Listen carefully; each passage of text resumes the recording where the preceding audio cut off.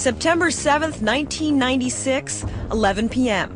A black BMW cruises slowly down the Las Vegas Strip. Inside, rap and film star Tupac Shakur sits in the passenger seat. Death Row Records kingpin Marion Suge Knight is behind the wheel. No one sees the white Cadillac that slowly pulls up alongside, or the gun that's aimed directly at Tupac. Tupac is hit several times in the chest. He's rushed to the University Medical Center, but surgeons can't stop the internal bleeding. 6 days later, Tupac Shakur is dead. All eyes on me. I cried right then when I heard. You know, anybody who loved him is still affecting him right now, guaranteed. All eyes on me. For 6 years, the mystery has lingered and taken on a mythic quality. Officially, the crime remains unsolved, but unofficially, theories abound. Many revolve around one central theme: the ongoing war between LA's Blood and Crip street gangs and their affiliations with East and West Coast rappers. But in early September, a new theory emerged, and it rocks the music world. In the next half hour, VH1 News will talk to the main players, break down the night of the murder, and try to get to the bottom of the mystery: who killed Tupac Shakur?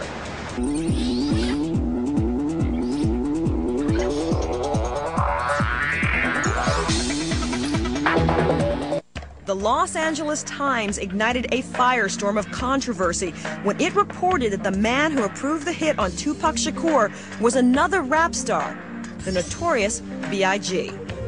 LA Times music writer Chuck Phillips spent a year investigating the story.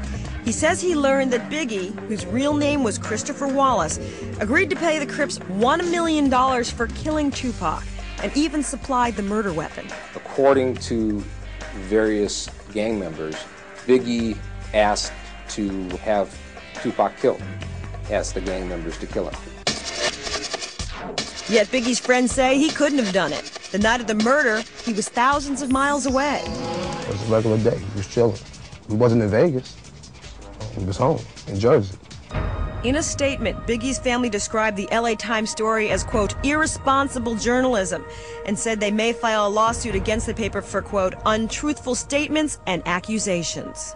There have been discussions about it, but nothing concrete has actually been, set in stone. So until such time, there's nothing really to discuss. The last hours of Tupac Shakur's life began, like so many of his gangster rap lyrics, with an act of violence. On September 7th, Tupac met up with Suge Knight in Las Vegas to attend a Mike Tyson heavyweight fight at the MGM Grand Hotel. Among those in attendance, members of LA's infamous street gangs. They came out to attend the fight. Basically, they'd done this for a decade, where they would go to every major fight. At 8:45 p.m., Tupac and Knight headed for the exit, accompanied by an armed group of Piru Bloods, a Compton street gang whose members were on Death Row's payroll. In the MGM lobby, someone noticed a member of the arch-rival Southside Crips standing near the elevators. The Crip was Orlando Baby Lane Anderson, who months earlier had beaten and robbed one of Tupac's bodyguards. Tape from an MGM hotel security camera shows what happened next. In a flash, Tupac, Suge, and others from the group jumped Anderson, punching and kicking him to the ground. Terrified bystanders scattered as the group streamed into the casino, then out into the street. That's what we know. Phillips' account of what happened next was gleaned from interviews with investigators and anonymous gangsters, many talking for the first time. The LA Times reports that over the next 2 hours, a roughed-up Anderson, vowing revenge, quickly organized a meeting with his fellow Crips at the Treasure Island Hotel.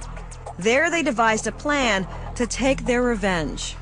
It's hard for a lot of people to understand that a beating like that would result in a killing, but in the gang world, dignity and honor is the whole thing, and disrespect it's something they do not tolerate, and it's really a strong code of ethics. And so an infraction like that, where you beat somebody up in front of everybody at a major hotel when other gang members are present, you've just really invited a murder. The Crips told Phillips they then arranged a secret meeting with Tupac's greatest rival, Biggie Smalls. Once the best of friends, Tupac and Biggie were embroiled in a bitter public feud, fueled by dueling record labels, threats, and Tupac's claim that he had sex with Biggie's wife. You claim to be a player, but I bust your wife. We bust on bad boys, brothers touch for life. According to Phillips, the Crips met with Biggie, who was staying in a suite under an assumed name at the MGM, and asked him to pay $1 million for the hit. Biggie agreed to the thing and provided a gun. A .40 caliber Glock semi-automatic. At 10:30 p.m., Tupac and Suge, leading a procession of fancy cars, drove north on Las Vegas Boulevard. They then turned right onto Flamingo Road toward Suge's night spot, Club 662. At 11 p.m., Anderson and 3 other Crips set off in search of Tupac, heading out of the Treasure Island Valet parking circle in their white Cadillac. They linked up with another car and drove south on Las Vegas Boulevard. When they turned onto Flamingo Road, fate intervened. Just ahead, Suge Knight's black BMW. They're stunned that this group of guys that they want to hit is right there. And so they say, let's do it right now. And they, quickly move up right next to him. And according to other people, Tupac was talking to the left, looking out the left when they pulled up on the right. And they pulled right up next to him and ripped off like 13 shots very quickly. A panicked Suge drove his bullet-ridden sedan across the median and crashed into a curb. Las Vegas police rushed to the scene and called an ambulance for the gravely wounded Tupac. He would die 6 days later, his family by his side. I walked in the room to visit him, and he was shaking the whole bed. He was a warrior, to the end. According to Phillips, the Crips escaped undetected, speeding back on I-15 to Los Angeles in the dead of night. In the days following the shooting, the Vegas police made little headway in their investigation. Detectives reviewed the MGM security tape of the Orlando Anderson beating, but did not connect the incident to the murder. We've looked at it several times. We have no indication or actually nothing that it's going to lead us in a direction to arrest anyone that was involved. On October 2nd, Compton, California police detained Anderson as part of a gang roundup to curb violence in the wake of the murder. And although Las Vegas police questioned Anderson, they apparently didn't think much of his possible connection to the murder. That was the only time Las Vegas police interviewed Orlando Anderson, and it was very briefly. Anderson denied knowing anything about Tupac's murder and was released. No, I was not involved. I'm like a victim. I feel, sorry for him. And, like I said, I was a fan of him. Less than 2 years later, Anderson was killed in an apparently unconnected shooting. There have been few leads since. The one thing that shouldn't have been done was you don't throw up your hands, and that's what the Las Vegas police did.